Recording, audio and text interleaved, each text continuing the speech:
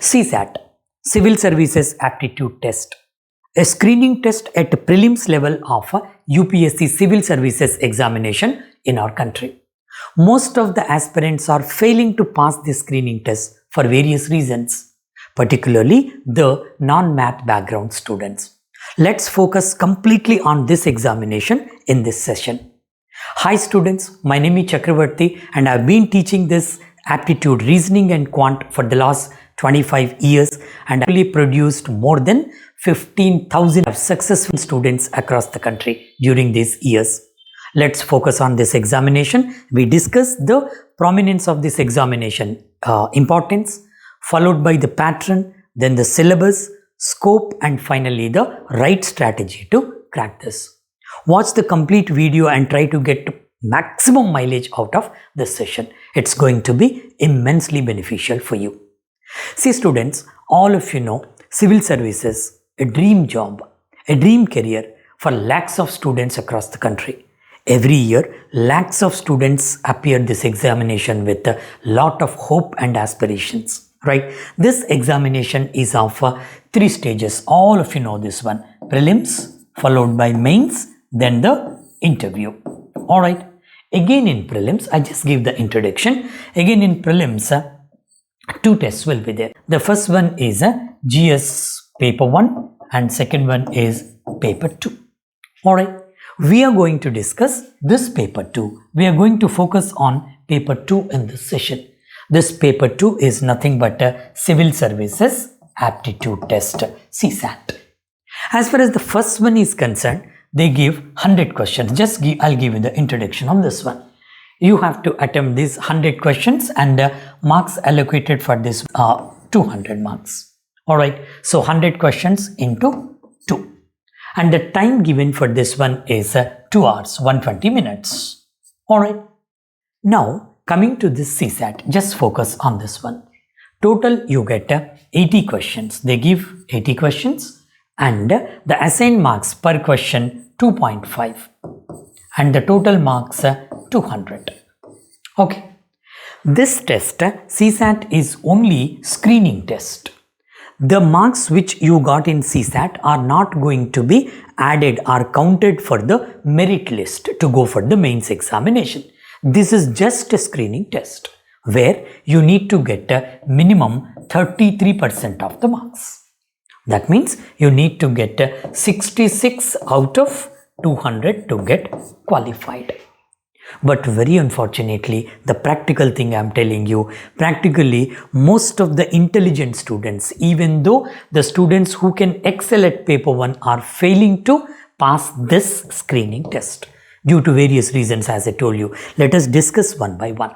And before that one, students, even in paper 1 and paper 2, penalization is there for the wrong answers. So 1/3 of the assigned mark deducted for every wrong answer. Remember that one.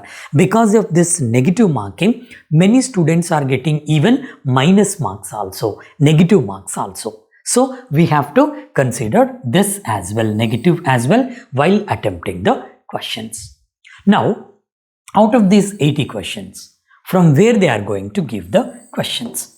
If you see the notification, generally they give like this: comprehension questions will be there. That is English comprehension. Again, I discussed that one in a detailed way. English comprehension, then decision making and problem solving, then followed by communication skills and interpersonal skills, then mental ability questions will be there. In the notification, generally they give like this, followed by basic numeracy and other things. Alright, but if you just combine all the given things in the notification, we can divide that one simply into 3 parts. Okay, the first one is reading comprehension, English comprehension. I cannot say this one as reading comprehension, but still the popular word is that one. I'm using that, but it is in a very, very logical way. Let's call it as English comprehension, otherwise English comprehension. Then followed by questions from reasoning, logical and analytical skills. Then followed by the next one is quantitative aptitude. Let's call it as quantitative aptitude for our purpose because they give the data interpretation questions as well. Basic numeracy followed by arithmetic problems, then followed by DI. So we call this one as quantitative aptitude. Now let's discuss this one in a very detailed way. And before that one, students, what is the importance of this one, this test at prelims level? All of you know that one, even if you excel, just now I told you, even if you excel in GS paper 1 and if you are going to get the maximum marks from that one also, and if you fail it CSAT examination, you are not going to be taking the mains examination. That much importance and prominence is there for this examination. Alright, then followed by the syllabus. Let me discuss that one in a detailed way, because in the notification they give in a vague way, as I told you just now, interpersonal skills, decision making, problem solving, analytical skills, comprehension, alright, and mental ability, numeracy, all the things they give in a very vague way. We have to get a scope for that one by and large. Because when you are taking a competitive exam, first of all you should know the scope, the syllabus in a very clear way, I am telling you. Only then you have to start your preparation. Hope you understood the importance of the syllabus now, isn't it? Because in your preparation, in your success mantra, you have to start with the syllabus. Now let's focus on this one. Okay, I told you students just now, we can categorize that one into 3 parts. First one is comprehension. Alright, second one is, I told you, reasoning, and third one is quantitative aptitude. So here, what we get from the comprehension part, what you have to study in the other way. See students, the comprehension questions in English part are not so simple, because reasoning is involved in that one. Logical thinking is involved in that one. For that reason, I call this section as a logical English comprehension. Let's call in this way, logical English comprehension, because they give in paragraph, one passage will be given to you, followed by the questions. How the questions generally they ask, they won't ask the questions like how they were asking at high school level, giving one passage, reading comprehension from English and asking questions, direct questions from the passage. Here the pattern is not like that. They ask the question like this: what is the central idea of the passage? What is the idea of the author? And which of the following can be assumed from the passage? What is the which is implicit in the passage? Assumption is nothing but which is implicit in the passage. Or what conclusion can be drawn from this passage? And what course of action can you suggest for that one? And followed by what is the argumentation, positive and negative argumentation, weak and strong argumentation also. They give in what way you need to support the argumentation. In that way they ask the questions. That means more of logical questions they give. All these things what I told you, assumptions, arguments, conclusions, courses of action, and central idea of the passage, all these things are covered in logical reasoning part. So reasoning is connected with this one. Okay, if your reasoning skills are good, attempting English paper is not a problem. So I hope you understood the syllabus here. Reading comprehension will be there in a logical way. Alright, then followed by this reasoning. Here you have to focus more, because this is scoring also, because they give mostly group questions. So once you understand the given data, attempting the questions is very easily. You can score more marks here also. In reasoning students, basically they give questions from 2 parts. Focus on this. One is verbal reasoning and the other one is non-verbal reasoning. If you want, you can make a note of these chapters, because I'm giving you exactly what they are going to cover in CSAT. Of course, UPSC is known for uncertainty, well known for uncertainty, but still I can give you confidently the name of the chapters also from where they give the questions. Now say in verbal reasoning, basically they give questions from these chapters, students. You take it for granted. One is relations, that is blood relations. Please make a note of that. We'll go in depth of this one in the course, of course, then followed by directions. Okay, next one is sequence and ranking. Sequence and ranking, comparison questions, order and ranking questions. Alright, then followed by coding and decoding. They gave many questions previously from these chapters. Then followed by the next one is a puzzle test. They give a small puzzle in a very logical way. I'm telling you, if time allows, I'm going to discuss a simple logical questions from the previous CSAT paper. Okay, then followed by seating arrangement of persons around a circular table or square table or rectangular table or linear arrangement. In many ways they can ask the questions from this one, that is seating arrangement. Then followed by Shilloism, logical deductions. Shilloism in 13, 14, 15, many questions, almost 4 to 5 questions in each paper they have given questions from Shilloism part. Okay, make a note of this: relations, blood relations, direction, sequence and ranking, coding, decoding, puzzle, seating arrangement, Shilloism, and followed by cubes. Every time you get one question from this one, cubes and dice. Then followed by clocks, one question definitely. Then calendars. After clocks and calendars, another very important thing is there, that is analytical section. It's very important, students, because with the help of which you can crack your English paper also very easily, comprehension also very easily. Very important topics are assumptions. I told you orally in the beginning of the class, assumptions, then conclusions, then courses of action. Next one is fourth one, I'll write here. After course of action, finding out the central idea of the passage. Then next one is argumentation. Alright, you just learn these things in a very proper way. Of course, this plays a vital role in your English paper as well. As I told you, English is based on the logic also. For that reason, learning assumptions, conclusions, course of action, central idea of the passage, and argumentation is very important for you. Then coming to the non-verbal part also, they are giving very logical questions, but questions are very simple. This is one of the scoring areas also. Non-verbal, simply you can answer the questions. They are giving the questions, taking the questions from series.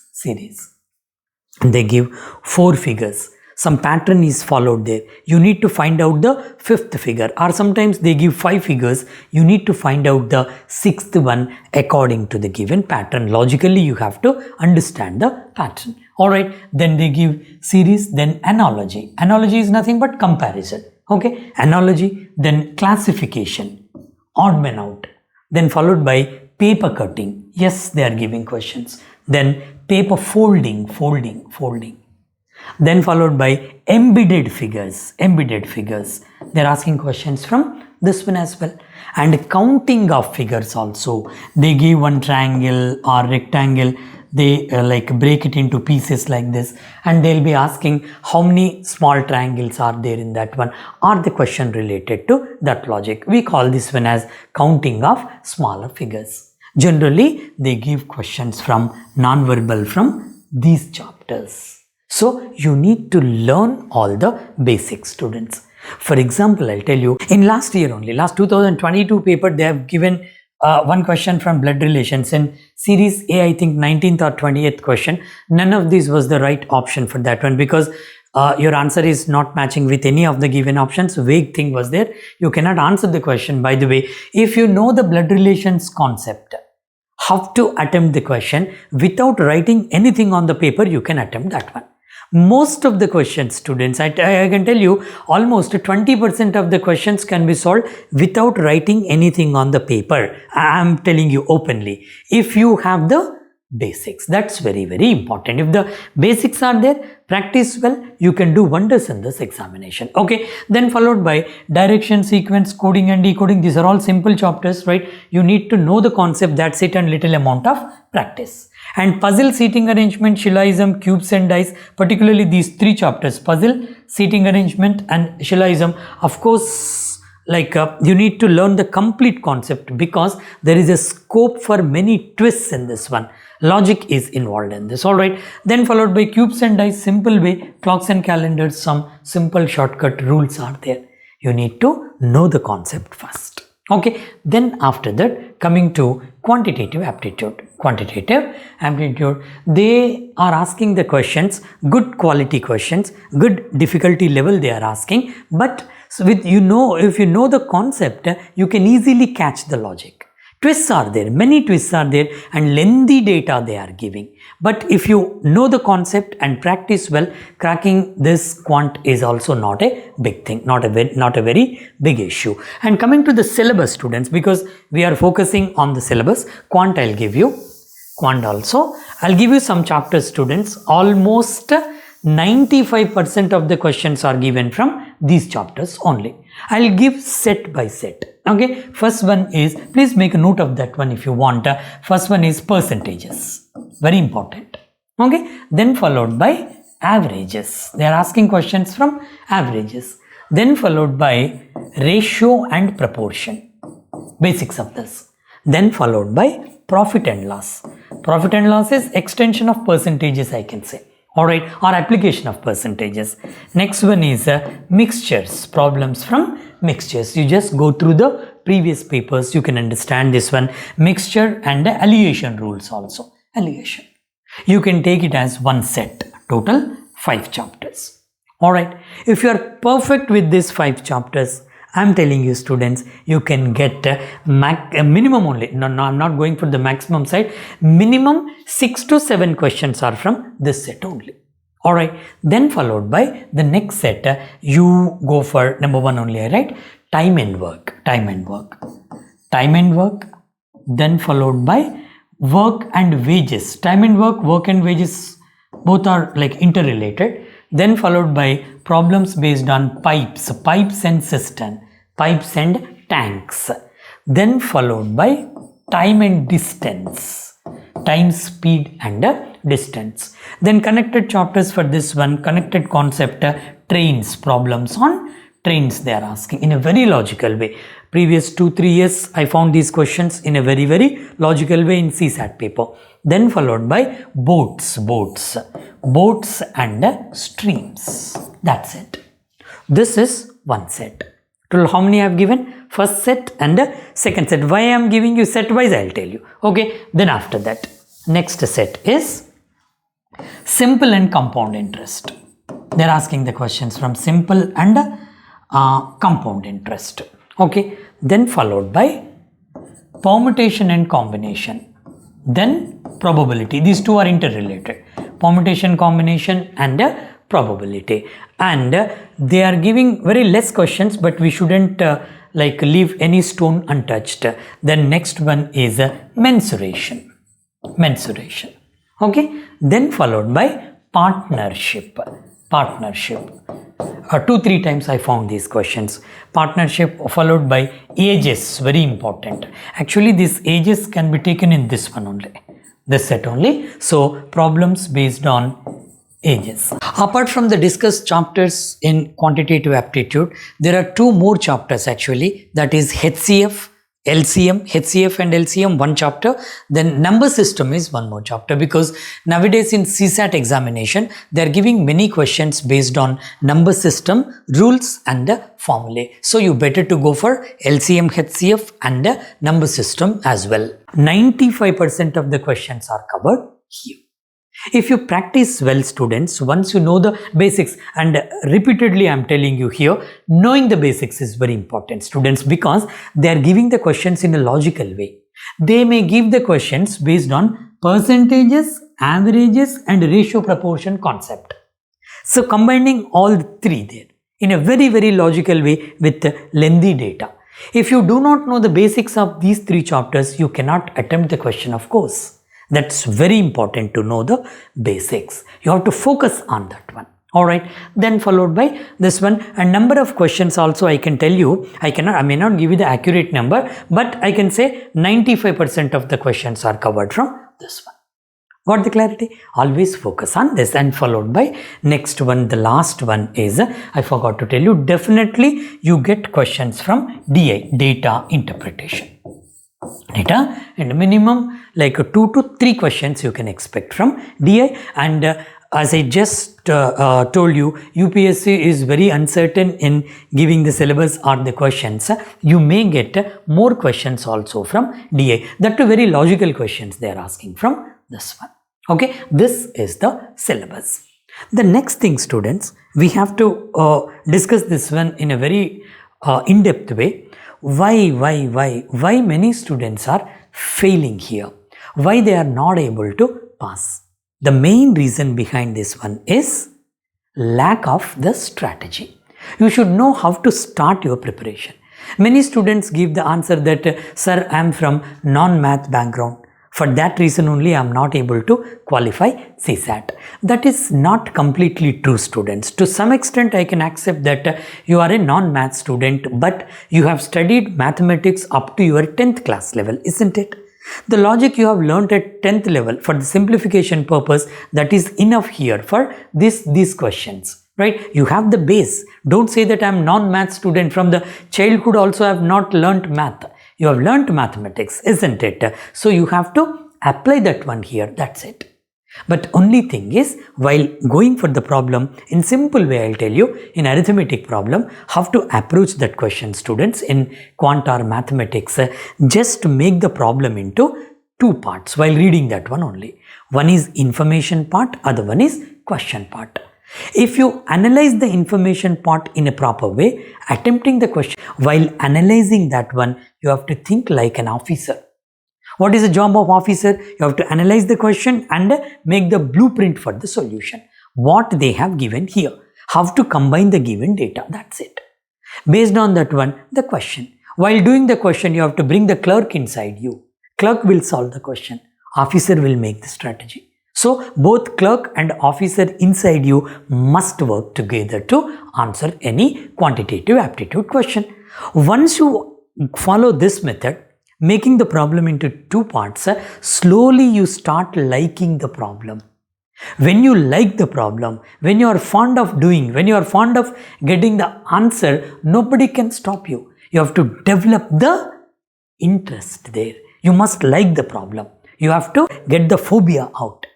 Many students' preoccupation will be there in the mind. I am from non-math background, so I cannot do the question, and slowly that will develop like a phobia. If you keep that phobia inside, you cannot practice the questions well, confidently. For that reason, just you have to come out of that phobia, because the questions which they are asking in CSAT examination are of not high mathematical level questions. They won't need high mathematical skills for that one. Simple logical questions. But to go for that one, learning basics is very, very important. Suppose percentages is there. From where you have to start your preparation, what is percentage? You start from that one. So you have to learn some techniques there. For percentages, you have to convert the percentage into fractions. For many problems can be solved very, very easily. You have to by heart that one. In my regular course, I started from percentages. For example, I am telling you, total 8 to 10 videos will be there for that one. If you watch those 10 videos, I am telling you, students, you can do any question from percentages chapter. For that matter, any question where the concept of percentages involved there. Suppose they give one question, ratio proportion question, where concept of percentage is involved. If you have the right basics of percentages, doing that ratio proportion question, which is blended with the logic based on percentages, will become a cakewalk for you, isn't it? So you have to do it in a systematic way. In my course, why I am telling you about the course, many students are not getting the right institute to join. You have to learn always from the expert students. How I have discussed for CSAT, I have made a tailor-made course. Alright, so where you need to learn only these chapters. And where I have discussed all the chapters from the basic level by keeping non-math background into consideration, taking those students into consideration. So starting from, I told you percentages, from what is percentage I started, then averages. You have to learn what is the average. Starting from that one, and slowly you need to go for the first basic level you have to understand, and you need to do some tests based on the basics. Then followed by moderate level questions. Then you go to some advanced level questions. In CSAT, by the way, they are not asking very advanced level questions. In our course, if you learn properly, the basic, moderate and a little advanced level questions, cracking CSAT is very easy. Okay, anyway students, this is the syllabus. And finally, coming to the strategy. How to go for this one? I am getting many mails. Many students are asking me, what is the strategy? And first of all, what is the right time? When shall I start the preparation for CSAT? Because CSAT is only qualifying test, only screening test. How much time I have to invest for that one? At the same, along with the CSAT, this GS paper 1 is most important for you, because the marks which you get GS paper 1 are going to be counted for the merit list. For that reason, what you need to do, students, don't take CSAT for year together. Okay, I suggest you in this way, non-math students, you just start almost 6 months before the examination. Generally, the exam is in the month of May, ending of May. That is the case, you start the preparation from November or December. And the students who are already having some mathematical skills, you may start the examination in January month. I read in some websites and some experts are telling you need to spend only 2 months for CSAT, but I won't accept that one, students, because 2 months are not sufficient. So at least you have to start 5 to 6 months before the examination. Okay, then that too, how much time you have to spend for that one? Most of the time, the lion's share of your preparation must be given to paper 1 only. Alright, for paper 2, how much time I have to? If you are a non-math background students, I suggest you to go for 1.5 to 2 hours per day. Consistently, 2 hours per day you have to keep for this one. And that too, you just keep the timing in this way. For example, you start your preparation, start your day at 4 o'clock in the morning, for example. First 2 hours you give for this one. Because learning the concept, while learning the concept, learning those logics, peace of mind is important. Your mind should be in a very relaxing mode or any time which is convenient for you. You should not reach the saturation point. Once you go to the saturation point, and at that stage, if you learn some logics that may not go into your brain, unnecessarily you lose your confidence. For that reason, the right time is first 2 hours of your day starting. Alright, and that too, how to learn this one, the non-math or math background students, whoever it may be, for all the people, percentages concept in the light of competitive exams is new for you. Time and work chapter in the light of competitive exam is new for you. So you start from the basic level. First you learn the concept. After that, you go for the shortcut. Wherever the shortcut is applicable, you need to apply that one, but only after learning the basics. I am telling you repeatedly. Because some students are doing this mistake, time and work or time and distance, many shortcuts are applicable. Alright, but don't by heart the shortcuts. Shortcuts are not coming from the air. The shortcuts must be developed from the concept only. If you by heart some formulae, go for the examination. If the question is not based on that formulae, unnecessarily you will be pressured in the exam. So if you know the concept in a proper way, even if you won't recollect the shortcut spontaneously, you can apply the concept simultaneously, isn't it? And that too, students, my teaching methodology is like this. For the last 25 years, I have been following the same method. Shortcut must be developed by the student only. I guide you to how to develop the shortcut. That is the right way of learning. Now, we got more or less the idea of when to start the preparation during the day. That's over. Then after that, which subject I have to start with? I suggest you students to start with the reasoning part. Okay, there is a reason behind that one. I'll tell you what is that. Reasoning, that too, you start with these chapters. Assumptions. Okay, next conclusions. Alright, then arguments, then followed by courses of action. The next one is, of course, finding out the central idea of the passage. Okay, focus on, first learn these things. Why that is so? The reason is very simple. First of all, these things are very interesting. And the second thing is that this will be helpful you for English preparation also, comprehension preparation also simultaneously. Once you know how to find out the central idea of the passage, once you know what is the assumption of the author of the passage, and you know how to draw the conclusion, how to negate or support the argumentation, and how to suggest a course of action. If you are perfect with that one, your English preparation is also done simultaneously. Anyway, students, for GS paper 1, for current affairs or for some other analysis, you read a newspaper every day, isn't it? For example, Hindu newspaper is there.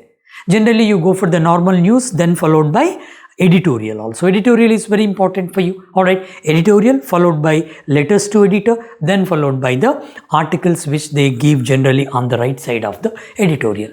While reading that one only, you can frame the questions by yourself. What is, suppose you take part of the passage or the entire article you try to read. And in the analysis process, how you need to analyze that one? What is the central idea of the given article? And what is the assumption? What is implicated in that one? And what are the conclusions you can draw from that? Isn't it? And what may be the course of action you can suggest? If you go in that way, English preparation is also done simultaneously. For GS preparation for current affairs and analysis, then even for mains also that is useful for you. Alright, and reasoning as well as English. Start with this one. Then after that you go for some analytical chapters like puzzle test, seating arrangement, Shillism like these chapters. Then you go for blood relations, then coding, decoding, directions, sequence and ranking in one set. First you do in this way, first 20 days you have to keep for reasoning. Listen carefully. A proven method I'll tell you. First 20 days, 2 hours per day, just keep for reasoning. You can cover almost 50% of, not even 50, I can say 30 to 40% of the syllabus is completed. Okay. Then after that, while doing this one simultaneously, your preparation for GS paper 1 should go in a very serious way. Alright. Then after that, next 20 days, you keep for quantitative aptitude. Okay. Anyway, English is simultaneously done. First 20 days reasoning, 2 hours per day. Next 20 days quantitative aptitude, again 2 hours per day. After that, exclusively you focus on English if required. For some students I am telling you, if required, 10 days for English. Only the passages, many passages are available in our course in the ebooks. Almost I have given you 150 to 200 passages with critical questions, analytical questions. Okay, you try to practice those passages. And then again you just go for reasoning and quant. Now you need to keep 2.5 hours or 3 hours per day. 2.5 enough for that matter. So during these 2.5 hours, what you need to do, half an hour you have to go for a test. 1 day reasoning, 1 day quant. Alright, and the remaining 2 hours must be given to quant and reasoning as per your convenience. But both should be touched. Suppose 1 hour reasoning, 1 hour quant you can go for, or 2 hours reasoning in 1 day, next day you go for quant. But simultaneously, both should be covered with concept and practice. In the first 20 days you learn the basics. Next, along with the basics, you need to take the test as well as practice is important for you. Number of questions are there in our course. You just go on practicing that one, or you take the questions from some other source. Many sources are available nowadays. You just practice the questions till 1.5 months before the examination, or in the worst case 1 month before the exam. And last month what you need to do, you focus on the mock test. Every day, almost every day you take 1 mock test. Suppose the time is not allowing, at least once in 2 days you have to take the mock test. Along with the mock test, you need to go for analysis of that one. You need to practice the questions again. Got the idea, students, right? Simple strategy. First learning the basics, then repeating that one and learning new concept. simultaneously, then finally go for the mock test. While attempting the mock test, you need to do one more thing. Periodically attempt some previous year CSAT papers also, so that you can feel the simulation there. Alright, this is the strategy to go for CSAT paper. And students, I'm telling you, while going for the preparation, as I told you, once you know the basics, I'm telling you students, you get some interest on the questions. You start liking the questions. That attitude should be developed. Once that is there, easily you can crack the questions. And finally, how many questions I have to attempt? Many students are asking this question. See students, I'll tell you, out of 80 questions, even if you attempt 45 to 50 questions confidently, enough, provided accuracy should be maintained, because negative marking danger is always there. So why 45 and 50 questions? I discuss in the next session, because I have taken much time now. It's enough for this one. The basic strategy we have discussed in this session. In the next session, why 45 and 50 questions, and what are the chapters I have to choose most commonly. Of course, that depends upon student to student and your learning capacity and the way of learning, the style of learning.